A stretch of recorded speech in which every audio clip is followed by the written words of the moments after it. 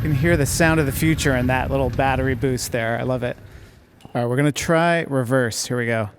Should I make the beep, beep, beep, beep? Yes. Welcome to the War on Cars. I'm Aaron Naparstek. What you just heard was the sound of my co-host, Doug Gordon, riding a tricycle. But this isn't the kind of trike you might have ridden as a kid. This is the newest offering from our sponsor, Radenbaugh Bikes, and we took our test ride with the founder of the company himself, Mike Radenbaugh. We've been wanting to get Mike on the podcast for a while now. He built his first electric bike in 2006 as a high school junior with a 20-mile commute to school in Northern California. 16 years later, Radenbaugh's garage tinkering has evolved into North America's biggest e-bike brand.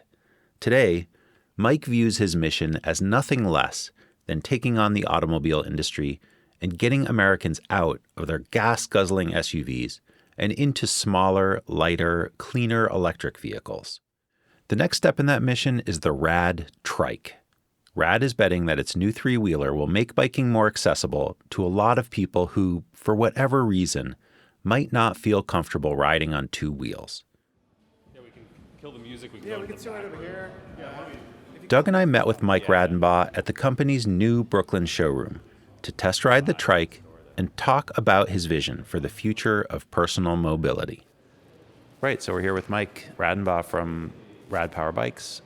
Okay, so it seems like you're sort of planting your flag here in Brooklyn, which is really, the birthplace of the war on cars in many ways. You walk in here and it actually has a feeling of more like a car dealership than a bike shop, which feels like a very deliberate choice. Can you talk about that? I don't mean that in a bad way. There's not like pushy salespeople going to talk to the manager in the back to sell you on an undercoating or something like that. It's very comfortable. There's chairs, there's a refrigerator. Last time I was here, I got a very nice seltzer. What's the overall strategy in sort of winning the war on cars and opening a really big, kind of fancy, very nice, beautifully appointed bike shop like this? Yeah, so this store and everything we do at Rad is about accessibility, and accessibility in the price, accessibility in the design, and the accessibility and the ability to come in and test ride, because you have to re-educate people after 100 plus years of living in a car-dominated society where you attach your ID to your driver's license from the time you're a teenager. And so we have to undo all of that. And so this store really operates like that, as a beautiful place to come take test rides and see this accessible lineup of utilitarian e-bikes we build. We have a massive wall of spare parts and accessories and lots of service bays. And the Brooklyn store right now is a big, beautiful showroom, but as our installed base grows, we shift the square footage to be more and more service oriented. So I think it does look a little bit like an automotive dealership in some ways, that you come into, and the showrooms are generally pretty small in an automotive dealership, and the service centers are massive, because that's how people are using our bikes. They're using them to replace cars. This is our almost 10th store now. We're opening another store in Florida in a few weeks, and they all follow this similar framework. Where do you see the trike going? The trike, first off, it's our number one most requested model ever. We're the largest e-bike company in North America, and it's our number one most requested model. So the market potential is massive there and totally underserved. And we don't, to tell you the truth, fully know all the ways it's going to be used. We know where we're seeing consistent requests from is a really broad audience of people that would benefit from the payload of 415 pounds and the stability and utility of three wheels. But it's really designed as a platform for the end user to apply their imagination to.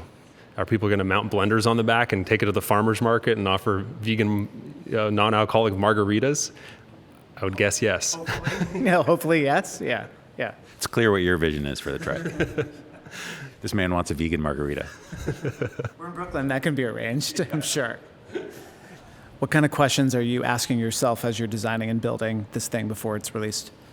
What was most important to us with this product is to build a platform that will popularize three-wheel micromobility as a true form of car replacement, and to continue that vision that we've done with the Rad Runner, which is this compact cargo kind of utility bike, and bring that to the three-wheel market. Do you see electric cars as your competition, or do you see that as something completely different? I think electric cars are a continuation of the great lie of the automobile, and that you move from 28 miles per gallon, what's that, the average fuel efficiency of the fleet, and to maybe 70, 80, 100, 120 miles per gallon energy equivalent for electric vehicles, depending on which one. An electric bike gets 1,600 miles per gallon energy equivalent, and that's the step we need to take. This isn't like we can't stair step to full-size electric vehicles. We need to completely transition and get away from cars. And the other kind of stat along this line that's troubling and really motivating to us is the amount of batteries that go into like a full-size electric SUV. You can build 300 to 400, maybe even more rad power bikes with the batteries that go into a single full-size electric SUV. It's just, frankly, it's a little infuriating, but I'd say motivating is the better word for it. On the political front, there's a huge tax credit for buying an electric car, about $7,500 or so, but there's no federal credit right now for buying an e-bike. A lot of states and cities are working on that. You guys ran a promotion earlier this year. I think you could advertise it as like a warehouse clearing sale. Aaron bought one of those, and I know a lot of people who did.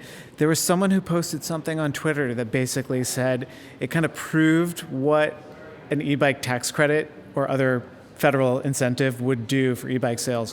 What are your thoughts on sort of what needs to happen at the federal level with e-bike credits or tax incentives? Yeah, first off, there's nobody listening to this podcast as there's any surprise in hearing this, but the massive amount of entrenched interests and hundreds of millions of dollars going into the lobbyist efforts to propel the automotive industry forward, to keep them grasping onto what the last 100 years have been, and the next 100 years have driven this outcome of this massive credit associated with a bigger credit the bigger the vehicle is, which is terrifying for an e-biker like myself or a pedestrian, that we're incentivizing bigger and bigger vehicles over smaller replacements. And luckily there's some good news, which is at state, county, regional, different transit authority levels, you have huge amounts of e-bike tax credits being approved, but in these micro settings. So the federal e-bike tax credit was dropped in the final bill in this last round. And I think that was just a tremendous shame, and really us going backwards in our serious addressment of the climate crisis.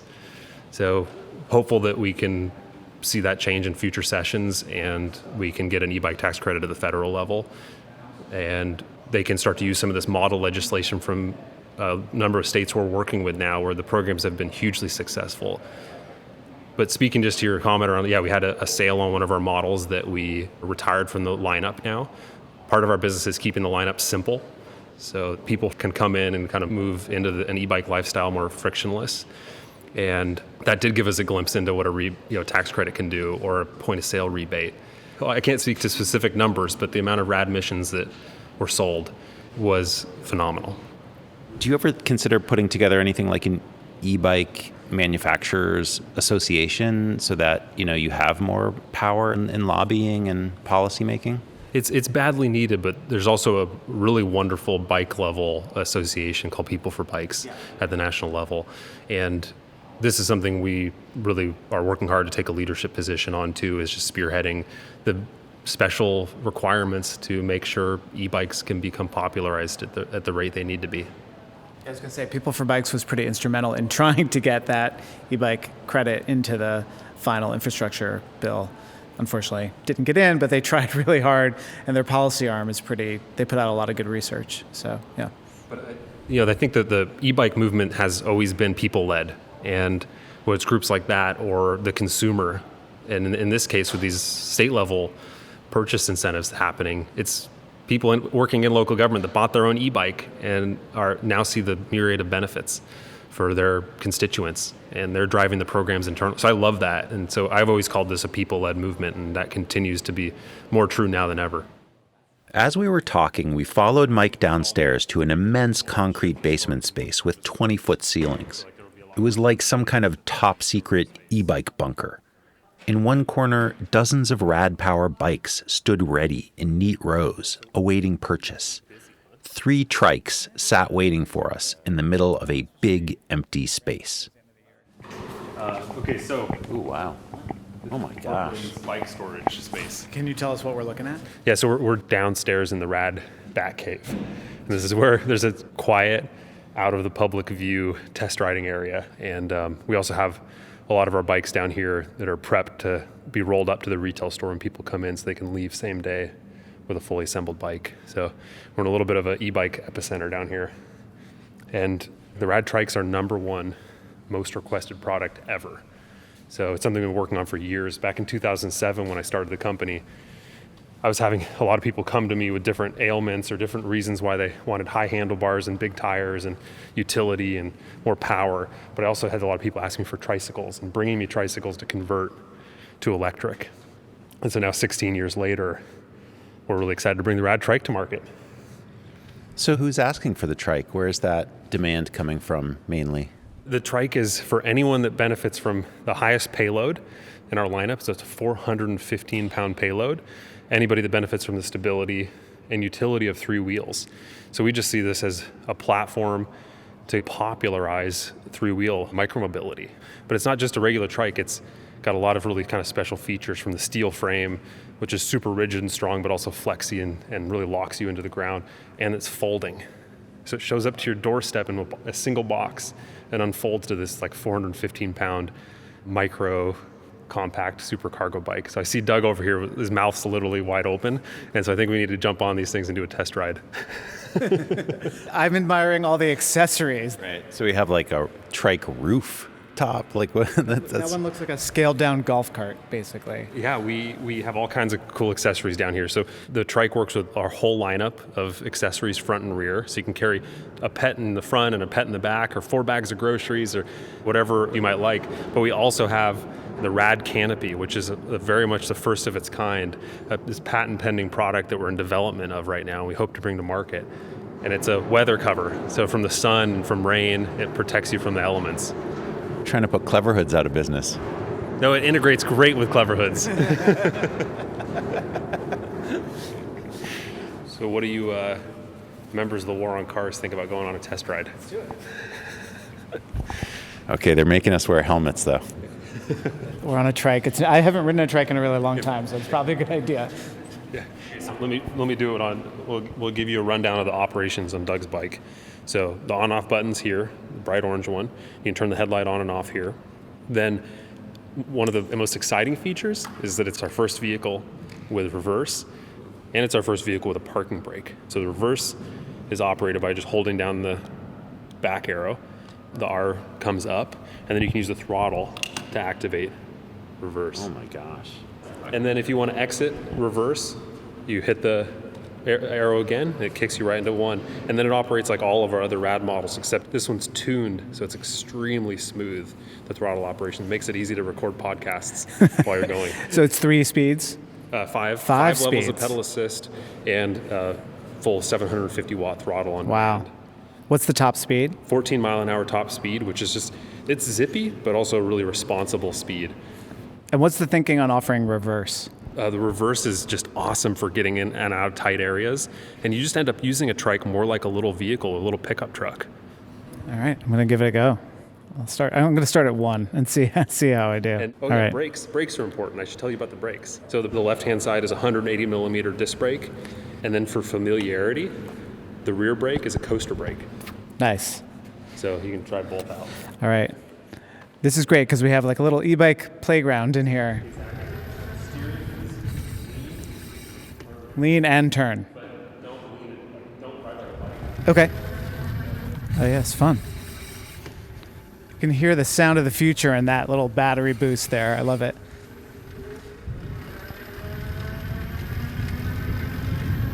You got a picture like an industrial bat cave just filled with electric bikes, and we are cruising around like kids in a basement.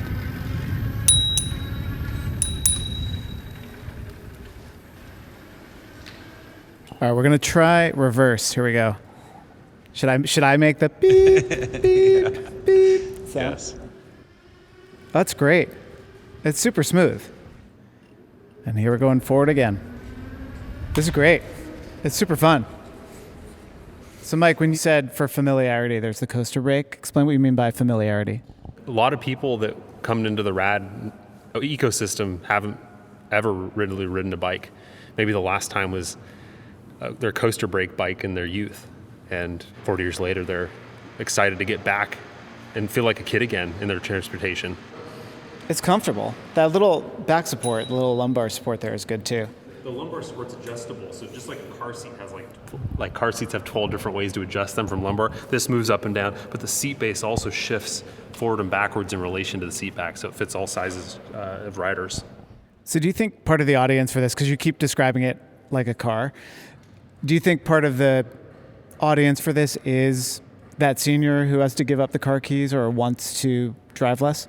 There's going to be a lot of that. I think there are going to be a lot of the existing almost 600,000 rad customers today that want to upgrade to the rad trike, and then people in their family and loved ones that they maybe buy one for. So I think it will be a product that's really popular with our current customers, but there's also tons of applications, tons of people out there that have been totally underserved by expensive, dangerous, toxic car culture, or the current micromobility options just being very much in their early infancy. A rad trike that goes 14 miles an hour, it's a totally new class of vehicle. What comes with that is like we're launching a new education program in our stores, and we're going to hope that as many people as possible come into our stores to learn all the kind of safe operating procedures. Not everyone's as skilled on 2 or 3 wheels as the two of you, so that education piece is going to be really important in making sure that this is successful in scaling and replacing as many vehicles as possible. I mean, the thing is, people probably associate trikes with just like granny bikes or, old people bikes, and this is like a cool little sports car that seems very safe. So one of the other really special features of the trike is that it's folding for transport. And if you take the battery and the seat off and you fold the handlebars down, it's really low and rolls into the back of pretty much every small, mid-sized SUV and above. And it only weighs just over 60 pounds, so it's quite easy to roll in the back and transport. And also if you're storing it in an apartment or something, it becomes quite a small package.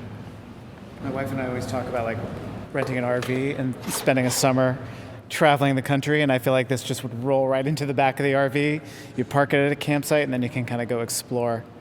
Yeah, it'd be perfect for that.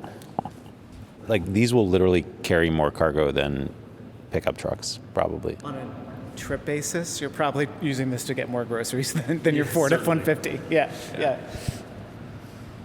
Do you see a commercial application for the trike? I feel like that's a good fleet bike for delivery services or like a corporate campus setting. Yeah, we already have commercial customers signed up to start trialing the rad trike in fleet environments. And you can imagine the amount of pizzas you can carry on it because it's got this big rear rack and a big front rack. And it's very stable. So when you're loading up pies, it's a lot easier than on a traditional 2-wheel bike. But yeah, there's tons and tons of applications where a vehicle like this it's been needed for a long time, and it's going to replace Sprinter vans, and it's going to replace massive vehicles that get 10 to 15 miles per gallon. So now that not that the pandemic is over, but that there's this sense that a new normal has sort of been established, and that initial incentive to get an e-bike, to get out of the house because everyone's working from home, is sort of diminished. Where do you see things going with e-bike sales? What's the incentive now to get an e-bike, other than environmental concerns or reducing your car usage? None of that stuff went away, and then the fuel prices started jacking up. So again, in March, we started to hear a bunch of our customers coming into our store citing fuel prices as their number one reason for coming in. And this is a story we hear from our customers all the time. Like, I always call the electric bike the Trojan horse to environmentalism, because people buy an e-bike a lot of times not for environmental reasons. They buy it for improving their life rather than reducing their carbon emissions, but slowly they remove their second car from their life, and then a lot of people go car-free completely. And so I always just think about an electric bike as our most resilient form of transportation, and whatever's coming next, the e-bike's ready for it. Hey, that's it for this special sponsored episode of The War on Cars. Thanks to Mike and Kelsey at Rad Power Bikes for taking the time to speak with us and giving us that test ride. This episode was recorded by Doug and myself at the new Rad Power Bike store in Williamsburg, Brooklyn. Highly recommend you go swing by and visit. And it was produced and edited by Ali Lemer. On behalf of my co-hosts, Doug Gordon and Sarah Goodyear, I'm Aaron Naparstek, and this is the War on Cars.